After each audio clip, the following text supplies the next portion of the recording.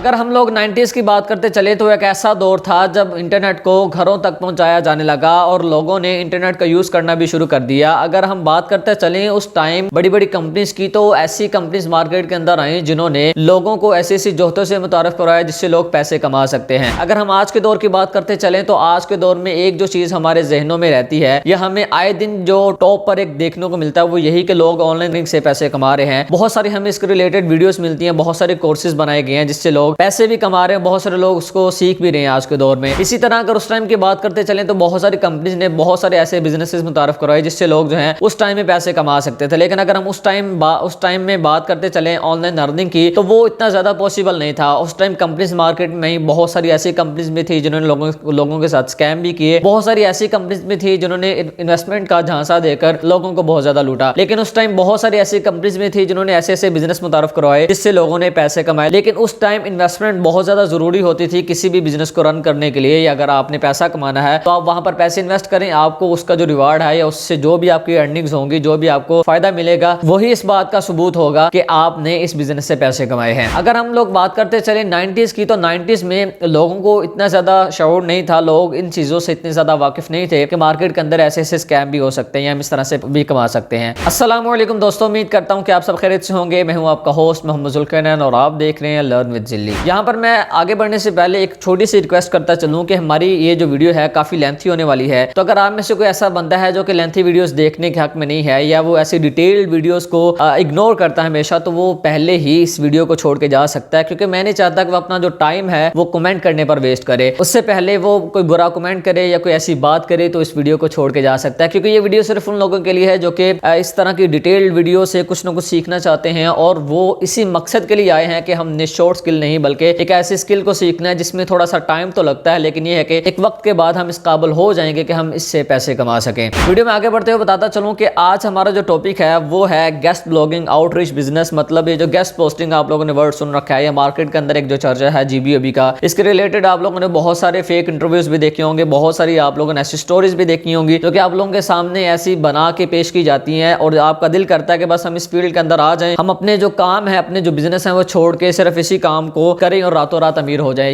लेकिन यहाँ पर इसकी जो हकीकत है वो सारी की सारी आज आपके सामने रखूंगा और मैं आपको बताऊंगा कि बेसिकली हम जो काम कर रहे हैं, हम जिस फील्ड के अंदर हैं या हम आ चुके हैं और दिन रात मेहनत कर रहे हैं, बेसिकली वो फील्ड है क्या और उसका आगाज कैसे हुआ और हमें जो है किन जोहतों से मुतारफ करवाया गया और कौन सी ऐसी चीजें थी जो कि हमसे आज तक छुपाई गई हैं, वो सारी की सारी इसी वीडियो के अंदर हम आप लोगों के सामने रखेंगे। यहाँ पर अगर हम बात करते चले ब्लॉगिंग की, तो ब्लॉगिंग जो है वो 90s में उसका आगाज हुआ था, ये कहना है बहुत सारे ऐसे अंग्रेज ब्लॉगर्स का। अगर हम इसकी सही वाली जो सर्च है, अगर हम इसकी हिस्ट्री उठा के देखें तो उसमें हमें जो सही वाली इंफॉर्मेशन मिलती है वो 1994, मतलब मार्केट के अंदर जब याहू आया था, याहू के आने के बाद मार्केट के अंदर ब्लॉगिंग का आगाज हुआ था, क्योंकि उस टाइम लोग इंटरनेट को बहुत ज्यादा यूज कर रहे थे और लोग आए दिन देखते थे जो याहू का सर्च इंजन था वहां पर अपडेट्स आती थी, याहू किसी न किसी कंपनी के बारे में, किसी न किसी ब्रांड के बारे में, या डेली बेसिस पर जो पूरी दुनिया भर में चीजें हो रही होती थी किसी न किसी इंडस्ट्री के अंदर, वो सारी की सारी वहां पर अपडेट करता था। तो लोगों में भी शऊर पैदा होता था, लोग भी इस चीज को करना चाहते थे कि क्यों ना हम डेली बेसिस पर जो एक्टिविटीज करते हैं, जो काम करते हैं, हम उसको इंटरनेट पर पब्लिश करें। तो उस टाइम में याहू ने एक टूल मुतारफ करवाया है जिसके थ्रू से लोगों ने ब्लॉग्स वगैरह लिखकर पब्लिश करना शुरू कर दिए। अगर हम बात करते चले तारीख के पहले ब्लॉगर की, तो उसका नाम था जस्टिन हिल। जस्टिन हिल वो पहला ब्लॉगर था जो कि एक यूनिवर्सिटी का स्टूडेंट था और बहुत सारी जगहों पर यह भी कहा जाता है कि वो किसी कॉलेज के अंदर पढ़ता था और उसने इस चीज का आगाज किया, उसने पहला ब्लॉग लिखकर पब्लिश किया। लेकिन वो उस ब्लॉग के अंदर जो अपने कॉलेज के अंदर डेली बेसिस पर एक्टिविटीज होती थी, जो काम होते थे, वो लिखकर पब्लिश किया करता था। यहाँ पर मैं ब्लॉग का आपको मतलब बता दूं कि बेसिकली जो ब्लॉग है वो डेली बेसिस पर हम जो एक्टिविटीज करते हैं और ब्लॉग का जो मकसद है वो यही है कि हम इसको तारीख वार लिखते हैं, मतलब डेट वाइज हम इसको राइट करके पब्लिश करते हैं। मतलब आज आपने जो काम किया या फर्ज करें आपका किसी भी फील्ड के अंदर एक्सपीरियंस है या कोई भी स्किल रखते हैं, आप उस पर डेली बेसिस पर अपडेट करते हैं। आज आपने एक ब्लॉग लिखा, उसको आपने डेट डालकर पब्लिश कर दिया, कल आप लिखेंगे तो उसको आप डेट डालकर, या जैसा कि आपने वीडियोस देखी होंगी डेट वाइज आती हैं, चैप्टर वाइज आती हैं या लेक्चर वाइज आती हैं, आपने देखा होगा। इसी तरह ब्लॉग जो है वो डेली बेसिस पर लिखा जाता है। अगर इसकी मैं दूसरी फॉर्म आज के दौर की बताऊं तो वो हमें व्लॉग की सूरत में मिल जाती है। मतलब आज हम जो व्लॉगिंग करते हैं मोबाइल पकड़कर और हम डेली बेसिस पर जो भी एक्टिविटीज करते हैं, जो भी काम करते हैं, वो हम लोगों को दिखा रहे होते हैं। या अगर हम किसी भी फील्ड के अंदर काम कर रहे हैं, आपने बहुत सारे ऐसे व्लॉग भी देखे होंगे जो कि कहीं ना कहीं पे लोगों ने अपनी शॉप के अंदर शूट किए होते हैं। मतलब डेली बेसिस पर उनके कस्टमर आते हैं या अगर वो कपड़ों के बारे में आपको डिफरेंट बता रहे हैं, या अगर कोई ऐसी शॉप है जहाँ पर आपको जितनी भी प्रोडक्ट्स मिल रही हैं वो सारी की सारी टेक के रिलेटेड है, तो वहाँ पर वो डेली बेसिस पर रिव्यूज़ करेगा, वो बताएगा इसका क्या यूज़ है और इसको हम किस मकसद के लिए यूज़ कर सकते हैं, क्योंकि उसका उस चीज़ में एक्सपीरियंस है। तो इसी तरह 90s में 1994 के बाद ब्लॉगिंग स्टार्ट हुई, तो उस टाइम लोगों ने डेली बेसिस पर जो भी एक्टिविटीज़ करते थे, जो भी काम करते थे, वो लिखकर पब्लिश कर दिया करते थे। अब 1994 के अंदर ही जस्टिन हिल को देखते हुए उसी का कॉलेज का एक और स्टूडेंट जिसने ब्लॉग वगैरह लिखना स्टार्ट किया, उसका नाम था जेरी पोर्नेली। आप इन लोगों के रिलेटेड जो सर्च है वो कर सकते हैं, आपको इंटरनेट पर इनके रिलेटेड जो सर्च है वो मिल जाएगी। अगर हम इसको थोड़ा सा आगे बढ़ाएं और हम बात करते चलें ब्लॉगिंग की, तो ब्लॉगिंग उस टाइम में एक ऐसी चीज थी जिसके बारे में लोगों को नहीं पता था कि ये जो हम काम कर रहे हैं, ये जो हम चीज कर रहे हैं, इसको हम क्या बोलते हैं। अगर हम तारीख के पन्नों को उठाकर देखें तो हमें वहां पर एक और नाम मिलता है जिसका नाम है जॉन बर्गर। अब ये एक ऐसा शख्स था जिसने 1997 के अंदर एक नाम पेश किया, क्योंकि लोग डेली बेसिस पर इस काम को कर रहे थे और ब्लॉग्स वगैरह लिखकर पब्लिश कर रहे थे, लेकिन किसी को ये नहीं मालूम था कि ये जो हम काम कर रहे हैं इसको हम क्या बोलते हैं। तो उस टाइम जॉन बर्गर ने एक नाम जो है वो पेश किया और उसने अपने ब्लॉग पर इसको मेंशन किया और उसका नाम इसने रख दिया वेब ब्लॉग। अब उस टाइम जो ब्लॉग्स वगैरह रन कर रहे थे या जो उस टाइम लोग अपनी वेबसाइट्स को चला रहे थे उसको एक वेब बोलते थे, ठीक हो गया। और ये जो आर्टिकल्स वगैरह जो आजकल के दौर में आप लोग बोलते हैं, कंटेंट बोलते हैं, उस टाइम इसको लॉग बोला जाता था। तो उस टाइम ये अंग्रेजी के दो वर्ड वेब और लॉग से मिलाकर बनाया गया था। उसके बाद फिर बाद में पीटर मैरहोल्स ने इसको फनी अंदाज में पेश किया और जॉन बर्गर का मजाक उड़ाने के लिए अपनी ब्लॉग के अंदर वेब ब्लॉग की जगह पे वही ब्लॉग कर दिया। अब जब उसने जैसे ही इसको वही ब्लॉग कर दिया तो ये उस टाइम ट्रेंडिंग पर चला गया था, लोगों ने इसको बहुत ही ज्यादा पसंद किया और इसको ब्लॉग कहना शुरू कर दिया। अब इसी तरह सिलसिलाकार चलता चला गया मार्केट के अंदर। अब मार्केट में एंट्री होती है 1998 के अंदर गूगल की। आप लोगों को बताता चलूं कि मार्केट के अंदर सबसे पहले याहू आया, उसके बाद फिर हमें गूगल देखने को मिला। उस टाइम जब गूगल आया मार्केट में तो इतना ज्यादा इसका शोर नहीं था, किसी को नहीं मालूम था। अब इसी तरह जोरों शोर से ब्लॉगिंग चल रही थी। यहाँ पर मैं एक और चीज क्लियर करता चलूं कि 1994 से लेके 1998 तक जस्ट 100 ब्लॉग्स थे, मतलब कि 100 वेबसाइट थी जो कि मार्केट के अंदर चल रही थी, और नॉर्मल जो लोग टूल वगैरह का यूज करके ब्लॉग वगैरह लिख रहे थे वो भी थोड़ी सी तादाद थी। मतलब ये कि ये 4 सालों के अंदर सिर्फ 100 ब्लॉग बनाए गए थे, क्योंकि उस टाइम ये जो चीजें थी बहुत ज्यादा एक्सपेंसिव हुआ करती थी। हर बंदा एक होस्टिंग और डोमेन को बाय करके अपनी वेबसाइट नहीं बना सकता था, क्योंकि ये चीजें बहुत ज्यादा एक्सपेंसिव हुआ करती थी। अब अगर इसी चीज को लेकर हम 2005 में चले जाएं तो 2005 तक इसकी जो तादाद थी वो 20 मिलियन तक जा पहुंची थी। आप इस बात से अंदाजा लगा सकते हैं कि सिर्फ चंद सालों के अंदर 100 ब्लॉग से 20 मिलियन तक ये तादाद पहुंच चुकी थी। ये तादाद कैसे पहुंची ये भी मैं आगे चल के आप लोगों को बताऊंगा। अब इसी तरह सिलसिलाकार चल रहा था। अब मार्केट के अंदर एक कंपनी आती है जिसका नाम है पारालेबिस, क्योंकि पारालेबिस ये जान चुका था कि मार्केट के अंदर अगर आप लोगों ने टिक कर काम करना है, अगर आप लोग अपनी मार्केटिंग करवाना चाहते हैं, लोगों की नजरों में आना चाहते हैं, तो फिर जैसे मार्केट में चेंजिंग आ रही है उस हिसाब से ही फिर चलना पड़ेगा मार्केट के उसूल के मुताबिक। उन्होंने एक टूल मुतारफ करवा दिया जिसका नाम था ब्लॉगर। अब ब्लॉगर जैसे ही मार्केट में आया और लोगों को बिल्कुल फ्री ऑफ कॉस्ट उन्होंने दिया कि जिसका भी दिल करता है इस पर आके अपना जो है ब्लॉग क्रिएट करे और लोगों के साथ वो अपनी पर्सनल एक्टिविटीज जो है वो शेयर करना शुरू कर दे। अब इसके पीछे बहुत बड़ी गेम थी, वो ये कि जो पायरालेबिस कंपनी थी उनको अपनी मार्केटिंग चाहिए थी और लोगों को अपना कंटेंट लिखने के लिए कोई ना कोई ऐसी स्पेस या कोई ना कोई ऐसा टूल चाहिए था जिसके थ्रू से वो लोगों तक अपना जो कंटेंट है, अपनी जो एक्टिविटीज़ हैं या अपनी जो स्किल्स हैं या जो हुनर है वो पहुंचा सके।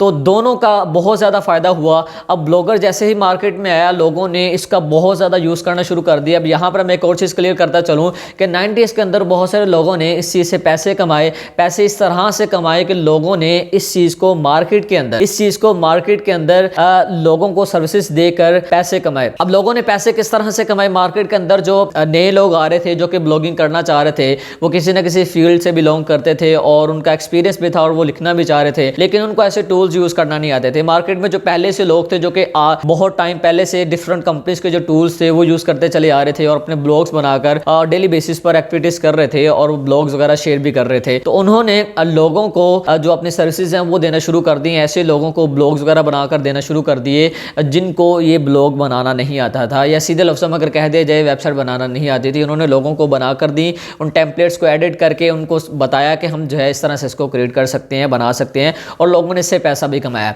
अब आप लोगों के जहनों में बात आ रही होगी तो कि उस टाइम लोगों ने कैसे एक दूसरे से कॉन्टैक्ट किया होगा, किस तरह से पॉसिबल हुआ होगा। तो यहाँ पर मैं बताता चलूँ कि ईमेल के थ्रू से उस टाइम सारी की सारी पॉसिबिलिटीज़ होती थी और 1972 के बाद से ईमेल मार्केट में आ चुका था और इसका पहला जो टेस्ट था वो 1972 के अंदर किया गया था। 1998 में जो 100 ब्लॉग से फिर उनकी तादाद में बहुत ज़्यादा स्पीड से इजाफा होना शुरू हो गया। इसी तरह सिलसिलाकार चलता चला गया 2003 में मार्केट के अंदर गूगल की दोबारा से एंट्री होती है। उनका एक कंपनी के साथ कॉन्ट्रैक्ट होता है और उस कंपनी का नाम है पायरालेबिस, और पायरालेबिस से वो एक कॉन्ट्रैक्ट करते हैं। उस कॉन्ट्रैक्ट के थ्रू से ब्लॉगर को खरीद लिया जाता है। अब पहले जो ब्लॉगर था वो पायरालेबिस कंपनी के पास था, अब दोबारा से वो गूगल उसको खरीद लेता है। सारे के सारे कॉपीराइट अब गूगल के पास आ जाते हैं। गूगल इस पर दोबारा से काम स्टार्ट करता है, उसको पहले की निस्बत मजीद आसान बनाता है ताकि हर बंदा इसको यूज़ कर सके, और नई पॉलिसीज़ को गूगल जो है वो मार्केट के अंदर लॉन्च करता है और लोगों के सामने सब कुछ रखकर वो शेयर कर देता है। अगर हम 1999 से लेके 2003 तक की बात करते चले कि इन 4 सालों के अंदर आखिर क्या क्या कुछ हुआ, किस तरह से मार्केट जो है वो बहुत बड़ी बनी और किस तरह से लोगों ने इसमें पैसे कमाए। अगर हम बात करते चले 1999 की, तो उस टाइम बहुत सारी मार्केट के अंदर ऐसी कंपनीज थी जो कि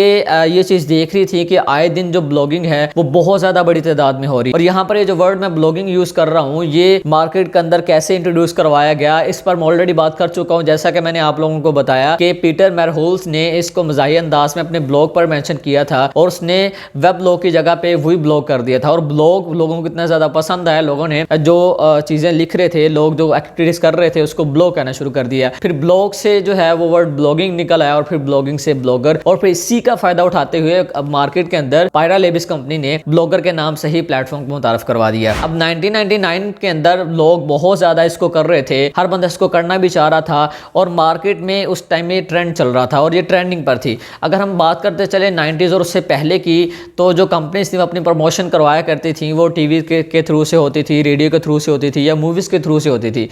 जब ये मार्केट में ब्लॉगिंग होना शुरू हो गई तो कंपनीज के भी कान खड़े होना शुरू हो गए। कंपनीज ने सोचा क्यों ना हम अपनी भी मार्केटिंग करवाएं और हम जो है लोगों को इंटरनेट के थ्रू से बताएं कि मार्केट के अंदर हमारे प्रोडक्ट्स की वैल्यू क्या है और इससे आप किस किस तरह से जो फ़ायदा वो हासिल कर सकते हैं। क्योंकि अगर हम बात करते चले टीवी एड्स की या हम इसको मूवीज़ के अंदर लेकर चले जाएं तो वहाँ पर ये कंपनीज जो है डिटेल से अपनी सारी की सारी चीज़ें नहीं बता सकती और अपनी सही वाली जो मार्केटिंग है वो नहीं कर सकती। तो ब्लॉगिंग एक ऐसा रास्ता था जिसको अपनाकर कंपनीज अपनी डिटेल के अंदर मार्केटिंग कर सकती थी, अपने प्रोडक्ट के बारे में लोगों को ज़्यादा डिटेल के साथ बता सकती थी। तो फिर 90s के अंदर कंपनीज ने ब्लॉगर्स के साथ कॉन्टैक्ट करना शुरू कर दिया और उनको पैसे देना शुरू कर दिए और उनसे कहा कि तुम हमारे प्रोडक्ट के बारे में लिखो और लिखकर अपने ब्लॉग पर पब्लिश करो ताकि लोगों को इसके बारे में पता चले। उस टाइम बहुत सारी ऐसी कंपनीज थी जो कि प्रोडक्ट को लॉन्च करने से पहले उसके बारे में राइट करवा दिया करती थी ताकि प्रोडक्ट मार्केट में आने से पहले ही जो लोग इंटरनेट यूज करते हैं उनकी नजरों से गुजर जाए। जब वो स्टोर्स वगैरह में इसका विजिट करें तो वहां पर उनको हमारी जो प्रोडक्ट है वो मिले या वो वहां पर जाके इस चीज के बारे में पूछे और मार्केट में हमारी जो प्रोडक्ट की जो वैल्यू है वो बहुत ज्यादा बढ़े। तो ये सारे के सारे हड़बे उस टाइम कंपनीज ने अपनाए और ये चीज काम भी कर गई। मैं यहाँ पर एक चीज डिटेल से बताता चलूं कि अगर उस टाइम में अगर कोई कंपनी, मैं जस्ट एग्जाम्पल के तौर पर आपको समझा रहा हूँ, जस्ट एग्जाम्पल के तौर पर उस टाइम अगर कोई कंपनी वो $1000 अर्न कर रही थी ना तो वो ब्लॉगिंग के थ्रू से उसकी जो अर्निंग थी वो $5000 तक जा पहुंची थी। तो इतना ज्यादा फर्क पड़ चुका था। अब देखते देखते लोगों ने इस फील्ड के अंदर बहुत ज्यादा आना शुरू कर दिया। अब मैंने पहले बात की थी कि अगर हम 1998 की बात करते चले तो उस टाइम 100 ब्लॉग्स से जो कि 2005 में 20 मिलियन तक जा पहुंचे। अब 20 मिलियन तक कैसे पहुंच गई, वो इस के पीछे जो वजह थी वो ब्लॉगिंग ही थी। ब्लॉगिंग की वजह से ही ये तादाद बहुत ज़्यादा ऊपर तक चलेगी क्योंकि कंपनीज ने लालच देकर ब्लॉगर्स को उनसे राइट करवाना शुरू कर दिया।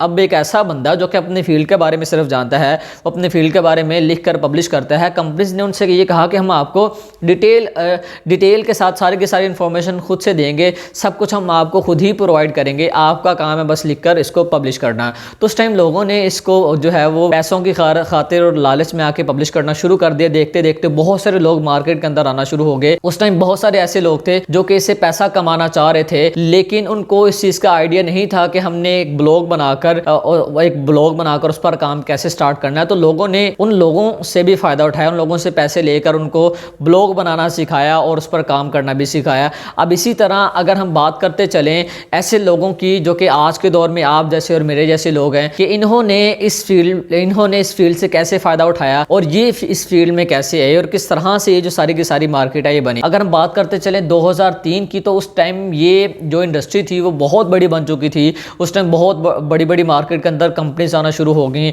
और एजेंसीज ने मार्केट के अंदर अपने कदम जमाना शुरू कर दिए। सिर्फ मार्केटिंग बेस्ड पर जो कंपनीज हैं वो बनना शुरू हो गई और लोगों ने गेस्ट पोस्टिंग के रिलेटेड जो सर्विसेज थी वो देना शुरू कर दी। अगर मैं बात करता चलूँ 2003 से 5 तक की तो उस टाइम किसी को ये आइडिया नहीं था कि जो हम काम कर रहे हैं इसको गेस्ट पोस्टिंग बोलते हैं। 2003 के बाद एक ऐसा दौर आया जब बहुत सारी मार्केट के अंदर ऐसे लोग थे जो कि इस चीज़ से पैसे कमाना चाह रहे थे।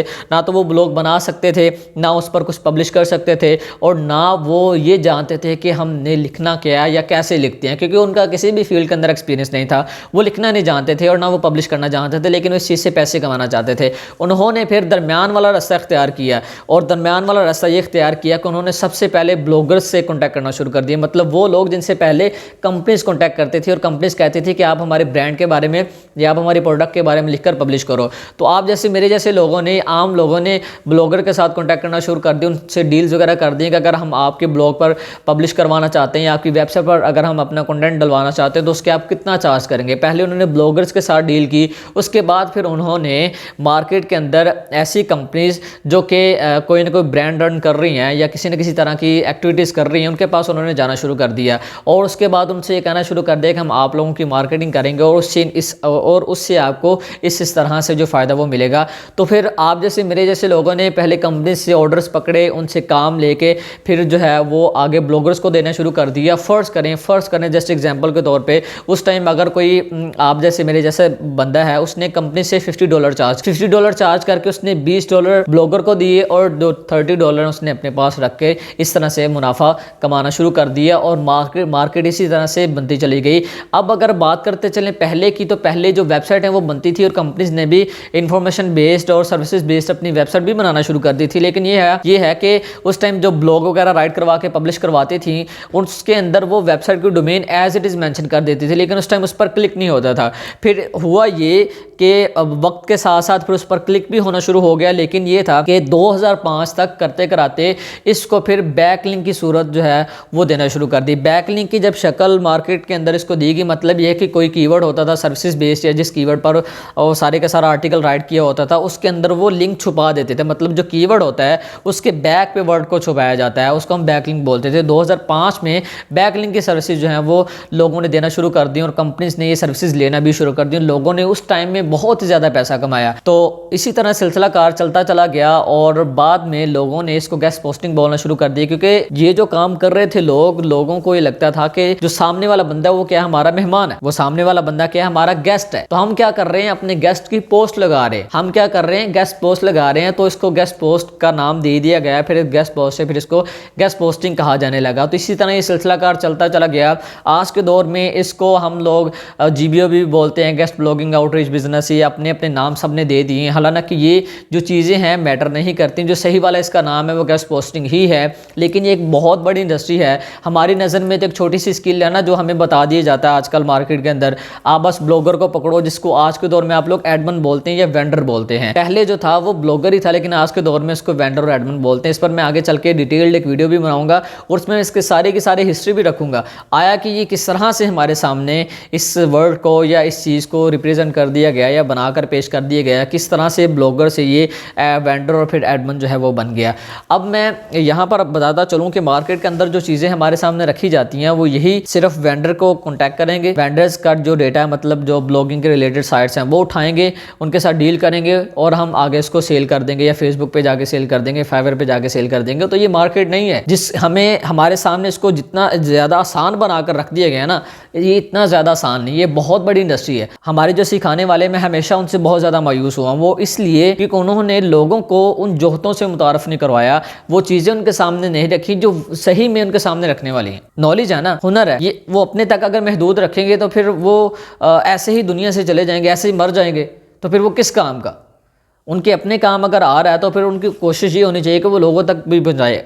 अगर वो लोगों तक नहीं पहुँचा रहे, एक तो फिर उनके दिल में खोट है या दूसरे नंबर पे उनको पता नहीं। अगर पता है तो जो सही वाली मार्केट है, जो सही वाली चीज़ें हैं वो लोगों तक डिलीवर करनी चाहिए, और यही हमारा हक है। क्योंकि एज ए टीचर एक बंदा यूट्यूब चैनल रन कर रहा है और सामने वाले व्यूवर्स को अपना स्टूडेंट मानता है, तो फिर अगर स्टूडेंट मान रहा है तो फिर वो टीचर का हक भी अदा करे। वो किसी भी फील्ड में हो सकता है, कोई भी स्किल हो सकती है, उसको प्रॉपर जो है वो बताए। हाँ, ऐसी जो चीज़ें हैं, ऐसी कुछ पॉलिसीज़ होती हैं जो कि जिनको फॉलो किया जाता है, जैसा कि यूट्यूब पर मैंने आज तक मैं इस बात से शर्मिंदा भी हूँ। मैं इस बात से शर्मिंदा भी हूँ कि मैं क्यों ऐसी चीज़ें जो है यहाँ पर डिलीवर नहीं कर सकता, क्योंकि पुलिस के चलते। बहुत सारे प्लेटफॉर्म हमें अलाउ नहीं करते कि उनके बारे में डिटेल यहाँ पर जो है वो शेयर की जाए। बहुत सारी ऐसे एल्गोरिथम हैं जिनको हम फॉलो करते हैं, लेकिन अलाउ नहीं है हमें कि हम उनका जो खुलासा है वो अपने चैनल पर या यूट्यूब कम्युनिटी या फेसबुक पर हम जो है वो करें, क्योंकि स्ट्राइक आ जाती है, चैनल बंद भी हो सकता है, कॉपीराइट का इशू भी होता है। क्योंकि पिछले दिनों भी आपने देखा होगा बहुत सारे ऐसे चैनल्स हैं जिन पर सिर्फ इंस्टाग्राम का लोगो शो करवाने पर वो इंस्टाग्राम कंपनी ने कॉपीराइट लगा दिया था। तो यहाँ ये सब चल रहा है। तो इन चीज़ों के चलते बहुत सारी ऐसी चीज़ें जो कि नहीं शेयर की जाती, लेकिन कोशिश ये की जाती है कि जहाँ तक पॉसिबल हो सके वो आप लोगों तक सब कुछ डिलीवर कर दिया जाए। हमने मार्केट के अंदर अगर कोई इंटरव्यू देखा है या कहीं से हमें कोई ऐसा बंदा देखने को मिला जो कि इंटरव्यू करवा रहा है, लोगों से बोल रहा है कि मैं बिल्कुल फ्री ऑफ कॉस्ट आप लोगों को करवाऊंगा, तो जिंदगी में ये एक मेरी बात याद रख लीजिए, ऐसे जो इंटरव्यूज होते हैं जो कि आपको डेली बेसिस पर देखने को मिलती हैं, ये सिर्फ एक बहकावा है जो कि आपको अपनी तरफ लेकर आता है और लोग उसमें फंस भी जाते हैं कि ऐसा जाल बिछाया जाता है इंटरव्यूज के थ्रू से जिसमें पेट भरने की लालच में मछलियां जो हैं वो उस जाल में फंस जाती हैं। आप लोगों को और मेरे जैसे लोगों को मछली ही समझते हैं, उसको अपने जाल में फंसा के फिर निचोड़ते हैं। और आपने देखा होगा मार्केट के अंदर बहुत सारी कंपेन्स चली हैं और उन कंपेन्स के अंदर यही बताया गया हमें कि 30-30 हज़ार फीसेस ली जा रही हैं और हॉस्टल के अखराजात है, हमें बुला लिया जाता है। हम उसका इंटरव्यू देख के गए थे और हमें वहाँ पर जाके कुछ भी देखने को नहीं मिला। बहुत सारी ऐसी चीज़ें हैं, बहुत सारी ऐसी रिकॉर्डेड चीज़ें मेरे पास हैं, बहुत सारे ऐसे लाइव प्रूफ मेरे पास है, लेकिन मैंने कभी यहाँ पर शेयर नहीं की क्योंकि मैं चाहता हूँ कि लोग जो हैं इससे खुद शऊर हासिल करें, इन चीज़ों को खुद से वो देखें। आखिर अगर इतना ज़्यादा आसान होता है पैसा कमाना इतनी जल्दी और वो भी 10-10, 15-15 दिनों में, तो फिर हम ये जो पाकिस्तान है ये इतनी ज़्यादा गुर्बत में ना जी रहा होता। पाकिस्तान के अंदर इतनी जो महंगाई है वो ना होती। आज यहाँ पे अगर इतने डॉलर्स आ रहे होते तो डॉलर का रेट जो 300 तक पहुँचा हुआ है वो आज यहाँ पर 30 या 40 रुपये होता। या जितने लाखों करोड़ डॉलर्स की जो यूट्यूबर हमारे बात करते हैं, इनको ज़रा सी भी शर्म नहीं आती। इनका जो ज़मीर है वो पता नहीं कैसे इस बात की इजाज़त दे देता है कि लोगों को ये जो झूठी तसल्लियाँ हैं वो देते हैं और इतने डॉलर्स बना कर, और जो फेक स्क्रीन शॉट हैं और फेक जो वेबसाइट डोमेन्स हैं और बहुत सारी ऐसी एक्सेस पेपाल की और स्ट्राइप की जो कि आपको डार्क वेब पर देखने को मिल जाती है, वहां से हम लोग उठा के वो सबके सामने रख देते हैं। हमें इन चीज़ों से खुद समझना चाहिए। मुझे पता है वीडियो बहुत ज़्यादा डिटेल्ड है, लेकिन मेरा काम है कि अगर मैं ये कोर्स करवा रहा हूँ, सिखा रहा हूँ, तो आपको इन सारी चीज़ों से आगाह करो। मैं बताऊँ कि आपके लिए कौन सी सही चीज़ है और कौन सी सही चीज़ नहीं है। तो इस कोर्स को फॉलो करें। इसमें आने वाले दिनों में बहुत सारी ऐसी चीज़ें आप लोगों के सामने आएंगी जो कि आपके होश उड़ा के रख देंगी, इस बात की मैं गारंटी देता हूँ। इससे पहले भी मेरे चैनल पर तकरीबन 4 मरतबा कोर्स को लॉन्च कर दिया गया है। आप लोग चाहें तो वो वाला भी देख सकते हैं क्योंकि ये जो कोर्स है प्रो लेवल का होने जा रहा है। उम्मीद करता हूं कि आज के इस वीडियो से आपको काफ़ी कुछ सीखने को मिला होगा और जो चीज़ें रह गई हैं वो आने वाले दिनों में लाजमी क्लियर की जाएंगी। हर एक टॉपिक को अलग अलग से डिस्कस किया जाएगा और मैं ये चाहता हूँ कि जैसे हमारी जो प्रीवियस प्लेलिस्ट है जो कि आई थिंक 54 या 55 लेक्चर पर बेस्ड है, ये जो प्लेलिस्ट है हमारी 100 लेक्चर पर जाए ताकि आपको वो सब सीखने को मिल जाए जो कि आप लोगों का हक बनता है और आप लोगों तक डिलीवर करना मेरा फ़र्ज़ है। मिलते हैं नेक्स्ट वीडियो में। दुआ में याद रखिएगा। अल्लाह निगहबान।